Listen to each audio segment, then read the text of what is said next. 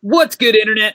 We are back after a extended weekend, including no basketball yesterday, but basketball returns tonight. We're back. We're back. Game 2, Lakers Nuggets. The Heat Celtics have been off for a while now, trying to get caught up on the Western Conference. But yeah, we're back for Game 3 between the Lakers and the Nuggets. After a very exciting last few minutes of play in Game 2. Yeah, every game has been. I can't say it enough. We are so lucky with the way this bubble and everything worked out, and I really enjoy the bubble games. The no home court, it's a lot of fun. Every game has been great. Every game has been competitive. It's not really many blowouts or anything like that in regards to these two. It's going to be a great finals. Whatever we get, it's going to be great. But yeah, Game 2, Lakers Denver. The finale, absolutely crazy. There's lots to talk about there. There certainly is. I mean, no point in ignoring the Plumlee defensive breakdown. Okay. I got a couple things there. Let's start here. I fucking love the hate that Miles Plumlee is getting.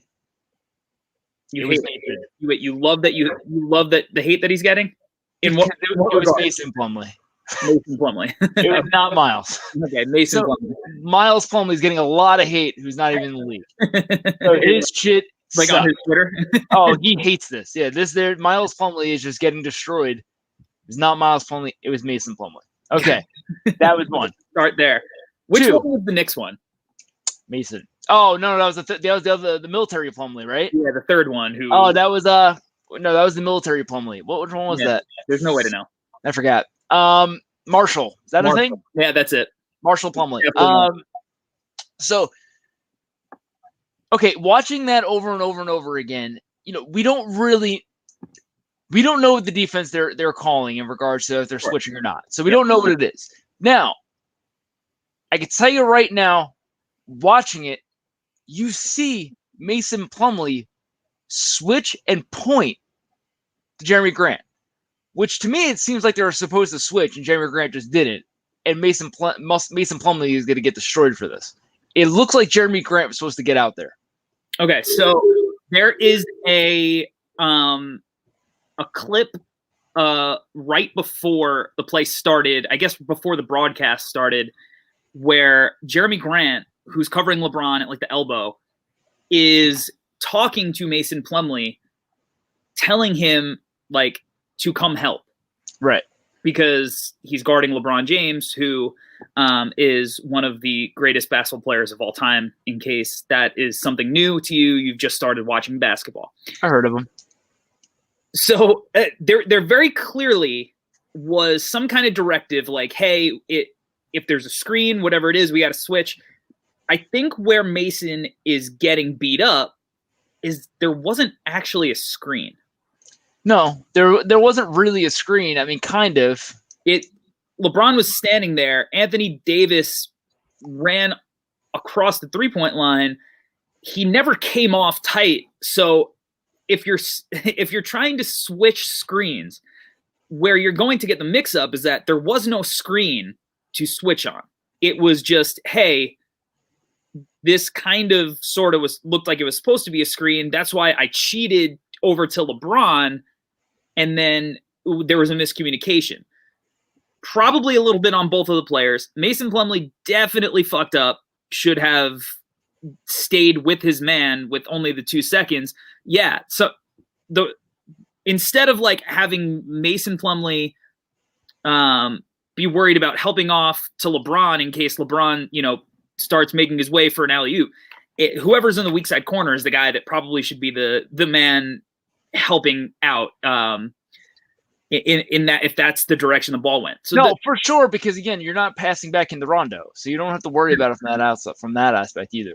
No, so that's kind of how it should have been handled. Obviously, I mean, I forgot who said, somebody on the Nuggets said that there was a miscommunication, and that obviously was apparent. I mean, just watching it in real time, you went, "Oh no!" I think it's a chemistry thing too. I mean, I think this is what I think it's one of these situations where there's a miscommunication. No one really, you can probably put blame on both or pass blame on both. But at the end of the day, it's chemistry, being in those situations enough to understand and know what you're supposed to expect out of being in those situations. And they just didn't know exactly, there's numerous ways to play play defense. They didn't know the proper setup of what they were going to do at that time. If someone who was switching and who wasn't switching, is it that detailed of what kind of pick is going to be coming or not pick halfway? I mean, they didn't know. My opinion, you're probably going to switch there.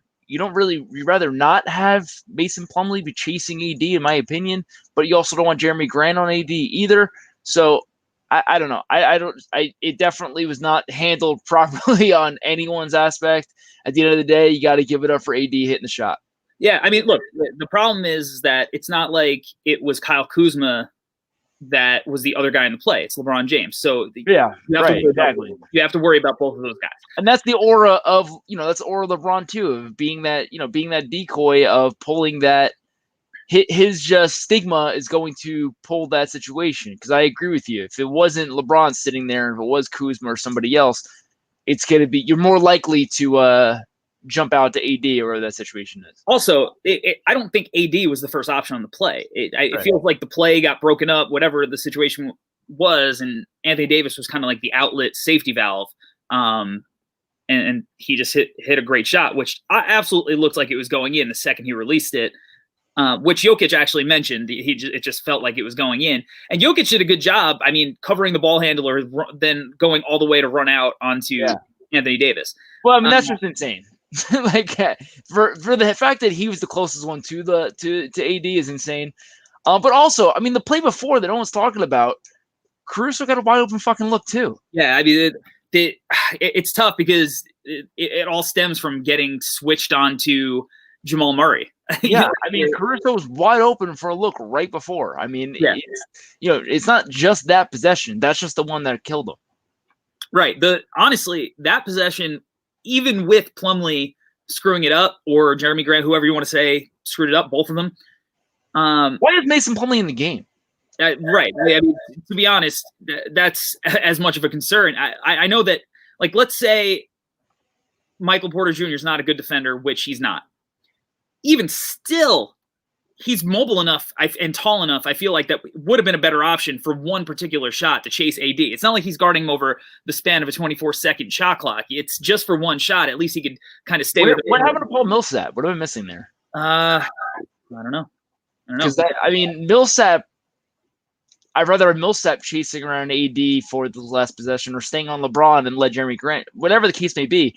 Millsap, I don't know if he was out there or not. I'd have to watch it again. Yeah, I can't recall either. Maybe he was off, in help position or whatnot. You'd imagine he'd have had to have been out there just because he knows what to do and where to. I mean, but we just named 4 guys. I would imagine Jamal Murray's out there, right?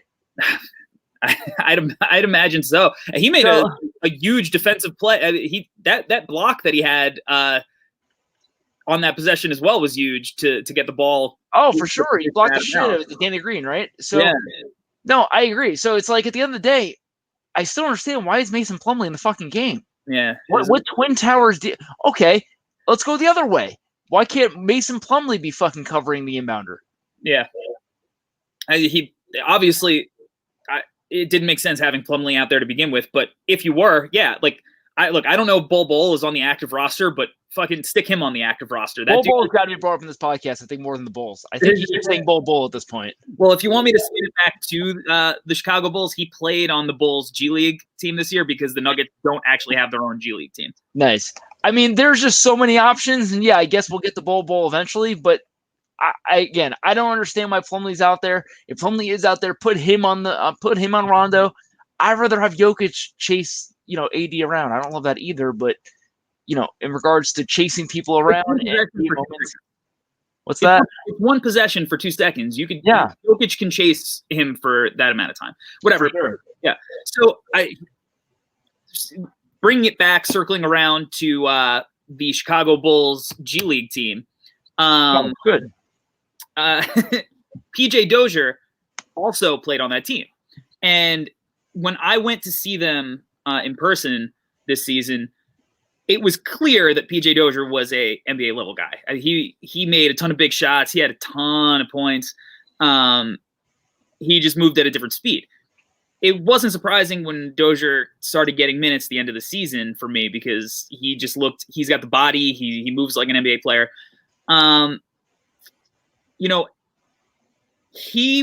Does he like unlock something for Denver? Because to give them another body, he played really well. He missed a lot of the free throws. That was big. He can't miss those free throws. I mean, that's the difference in the game. But young player in his first big playoff game, the biggest game he's ever played in, whatever. But it feels like maybe they unlock something, just being able to have another guy on the court when they feel short sometimes. Yeah, I mean, another threat is always going to be great, but I mean, realistically, if you're relying on Dozier and Bull, you're at this point you're in trouble. We're talking about the Western Conference Finals. Yeah, well, and that's why, one, not having Will Barton is such a big deal, because that's the answer if he's there. And then two, they traded Malik Beasley during the year, I guess thinking that they had enough depth at those positions. And I get it, they didn't want to pay him or whatnot, but I promised Malik Beasley would have been helpful in these playoffs. Yeah, I mean, give it up for Denver. I mean, they fought back in this game. They're making it a series. I mean, I think tonight is obviously the game. If they lose, they're done. So they got to go all out tonight. So we got another. They've been the Blazers of the playoffs. There's every game feels like Game 7 for them. Yeah, of urgency of the situations they keep putting themselves in. So super interested to see tonight. The exhaustion just has to be setting in for this team. I'm sure it is. It was reported by the internet, which is always true, that Dwight Howard was screaming like bye-bye to them after the game winner or whatnot, which Anthony Davis screamed out Kobe after, which is a fun little thing. But yeah, that's fun, and I like that. But I mean, Dwight Howard, shut up, brah. You've been horrible everywhere you went. If the Lakers win a championship this year, they shouldn't even give you a full ring. They should give you and JaVale McGee should split it. I bring that up because the Clippers were saying the same thing to the Nuggets when they were up 3-1. So maybe not the smartest decision. Maybe that'll light another fire under Denver, as if they needed anything more at this situation with their back against the wall.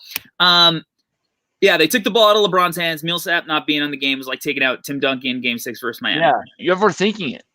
Yeah, I mean, Paul Millsap's just too smart of a defender, veteran to be out there. The Tim Duncan not being in for the Bosch rebound. One of the all-time Ray Allen shot. Yeah, one of the all-time weirdest NBA basketball calls ever by a coach.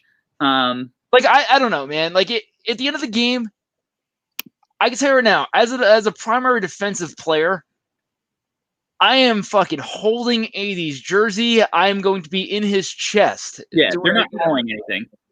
Come on, my man. How is this dude? How is the best player on the court right now? LeBron, I get it. The second, you can go back and forth. 1A, 1B, whatever the player may be. How is he getting the ball? If Caruso hits a 3 and you lose, you got to live with that. Yeah, AD hitting a 3 and AD hitting a wide open 3 and losing, it's brutal. The Nuggets shouldn't have been in the game. They fought back. They did everything they possibly could to try to steal one. Fortunately, they come up short. Losses like this really hurt. I really hope it doesn't carry that losing momentum into this game, because they got to come out swinging immediately, and it's going to be hard for them to do that. It's always hard. It's hard for teams to rebound from this game, from games like this. It's actually, I mean, looking at the rebounds, it's actually hard for Denver to rebound at all in this series. So it is. But if Denver has shown resiliency throughout this play, if there's any team that can, that's shown right now, it's them for sure. And look, at any point, and arguably even in the last game, Jokic could be the best player on the floor at any point. Jokic is dominant. I mean, it's ridiculous. You want to talk about old school basketball? He literally took AD from the 3-point line and bullied him, backed him down like a little kid for that last go-ahead basket before AD hit the game winner. So, he's... Yeah, I love that. I mean, I love it. Jokic has been nothing but dominant, and Jamal Murray is secretly, he's getting more and more consistent. We're getting less of these 10 to 12-point games and more of these 25 to 30-point games, and that's huge. Denver, it just changes Denver's entire ceiling if that's something he can consistently do. 100%. Be interesting to see where where this game goes tonight and where they go in the future if they do, if this is the end of the line for them. All right, so Heat Celtics, we've now got a little bit more of a series. Gordon Hayward's back. Celtics took one off the Heat. Heat are now, I think, 10-2 in the playoffs. So it feels like we have a little bit of a series. Marcus Smart's little post-game outburst has not affected team chemistry at all. Enes Kanter posted a really funny video today of him and Marcus wrestling by the pool, which probably makes Brad Stevens and Danny Ainge have a heart attack as that's happening when they're watching that.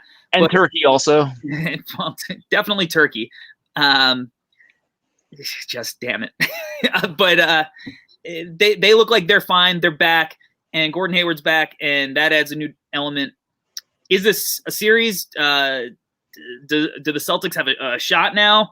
No, it's a series. I mean, we were talking about it last time we were on. Gordon Hayward coming back adds a full nother dynamic because when you're looking at that Celtics roster, that lineup, it was getting bleak really quick. They only had 4 guys they could really rely on. So, it's a lot less Wanamaker, which is great, and a lot more Gordon Hayward, which is great. So, that's a anytime you can make that swap, it's going to be a success for your team. Gordon Hayward fit well.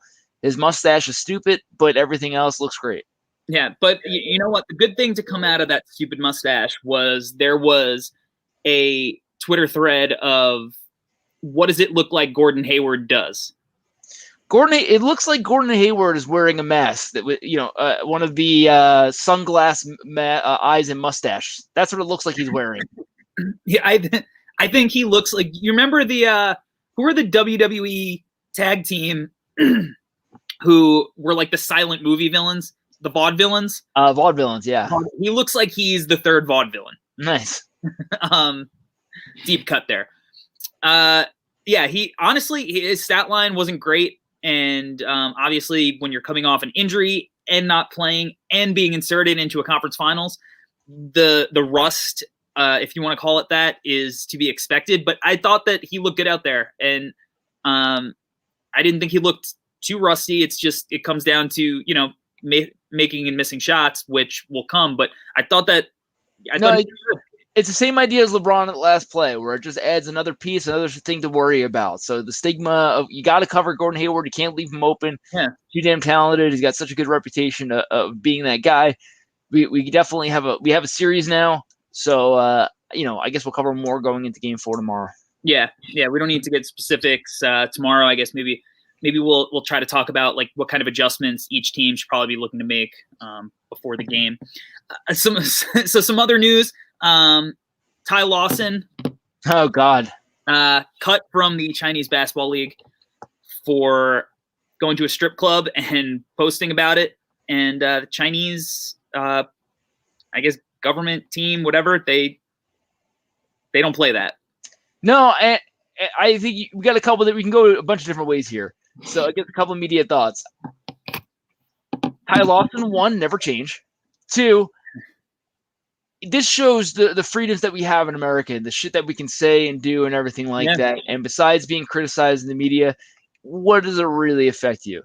Where, in this situation, Ty Lawson said something that would be controversial here as well. It's not like we would just look on the radar, but it'd be something you talk about quickly. Yeah, sure. So, realistically, that's something to appreciate and understand that, the freedoms that we have over here, that you can say and do whatever the fuck you want compared to other countries. That's really, we take it for granted. So other countries, you can't do stuff like that. Ty Lawson, who should know better, didn't know better. And then, now he's out of a job again. Yeah. I'm sure he'll find his way to some other country, but yeah, that's because Ty Lawson really could have been the second Starberry, where he could have made a living, a future in China. Like he could have been that guy. He's too damn talented, and they still fairly young. Yeah, so he could have played there for an additional 10 years and been that next Starberry type guy. Yep. The other thing I want to talk about, which is funny, there was an article written about Paul George, how he had a post-game speech. Was it post-game after game where he was like, "Oh, we should all come back together, stronger, try to win again next year." And teammates were rolling their eyes, apparently. Yeah. Who knows, whatever. But then it came out, like, which we've talked about, that one of the things that the missing ingredient to that Clippers team, and I don't even think it has to be a third superstar player, but what was missing is that they didn't have a playmaker. They didn't have any kind of leader to take control on the floor and get everybody on the same page. So the rumor is that they are targeting Drew Holiday, which, hey, Drew Holiday would be the absolute perfect third piece. And it wasn't just the Clippers, but I just want to put it out there. What in the actual fuck do the Clippers have to offer for Drew Holiday? Paul George. Do they have the worst package in the entire league? They only have second-round picks left. They have no first-round picks to trade, and unless they are trading Paul George, they have nobody. It's Lou Williams. No. It's Lou Williams and Patrick Beverley. That's it. No, yeah, they're not. It's not going to happen. I mean, realistically, I just don't see a scenario where that happens. It would be. I don't know. There's so many better. If the Pelicans were going to move Drew Holiday, there's so many other teams. Drew is so respected around the league as well. Such a great defender. Besides his leadership and being able to play and make on the ball, he just can offer. He's a piece that so many teams need. So there's so many other teams that would better packages that would offer, and then on top of it, there's so many teams who are not contending for a championship that would still trade for Drew Holiday because he's that damn good. So it opens up a whole new world of player. A lot of these teams where it doesn't make, like Chris Paul doesn't make sense. Again, makes sense. Chris Paul doesn't make sense on the Knicks. It doesn't make any sense at all. Besides the fact it's not going to happen, it's not going to make any sense. So that being said, Chris Paul at this age, at the point of his career, is contending for a championship. Drew Holiday, if the Pelicans wanted to move him, I'm sure the Magic are going to be listening, and the Suns might be listening. Teams like that have players, assets, cap space. There's so much more out there than anything the Clippers can possibly offer. So, I mean, I guess kudos to Paul George for trying to be a leader, but kind of too little too late, buddy. Yeah. Talking about just even the contending teams, like Brooklyn was another name mentioned. I would take Karis LeVert and whatever, some kind of compensation, and that makes sense for Drew Holiday to go there. So yeah, the Clippers have. I don't know where they go, what they do from here, but it's not Drew Holiday. And if they prove me wrong, kudos. Their management figured out the most creative way to get a really good player. And yeah, I think that's it. Unless you got any final thoughts. That's all I got for you. I think Nuggets bounce back tonight. I think so too. I think it's 2-1. I think the Lakers take Game 4. Or I would hate to see a sweep in the series. Let's go Nuggets. I would let's keep this story going. Really enjoy it. Really kudos to everyone in that organization for what they've been doing. 100% glad that the Chicago Bulls took one of their top management guys to make president of basketball operations, but you didn't think we'd end on a Bulls note. Till tomorrow. See you later, guys. Peace. I feel nothing.